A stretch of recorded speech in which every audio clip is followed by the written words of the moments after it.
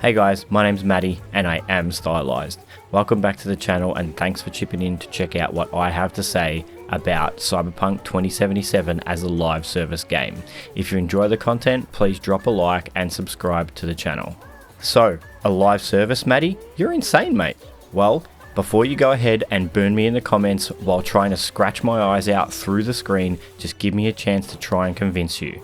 Oh, and by the way, how's breakfast, Richo? What are we having this morning, mate? So, Cyberpunk is a decent sized open world with a lot of quests, gigs and side missions. One of the most single player things they did was make them all one and done content.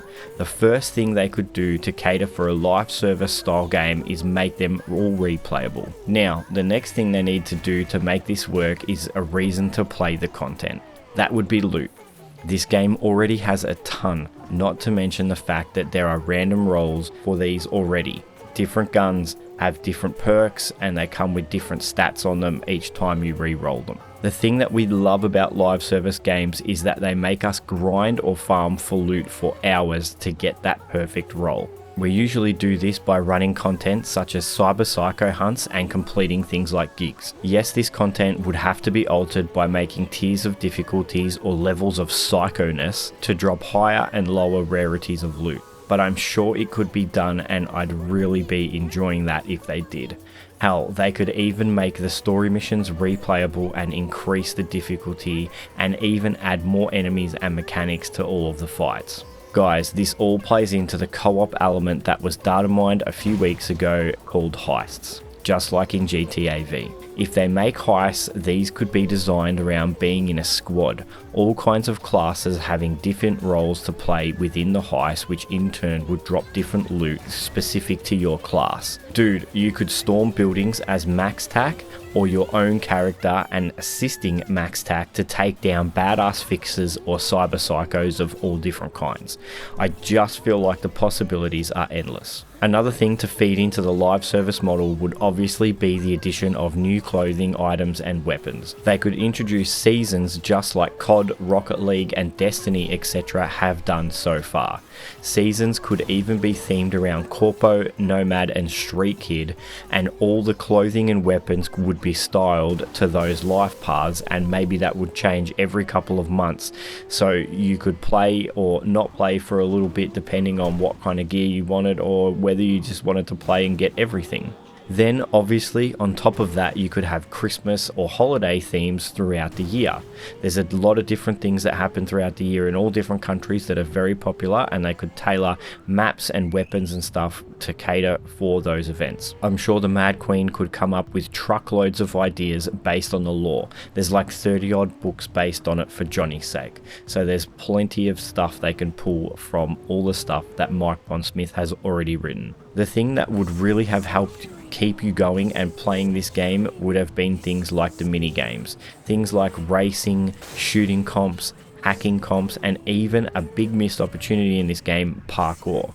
The sliding and double jumping in this game mixed with the verticality, Richo, of the game is so dope, and this could have been capitalized on for sure. Like, can you imagine running a parkour course over the tops of buildings while shooting targets and tearing through punching bags with mantis blades? Awesome.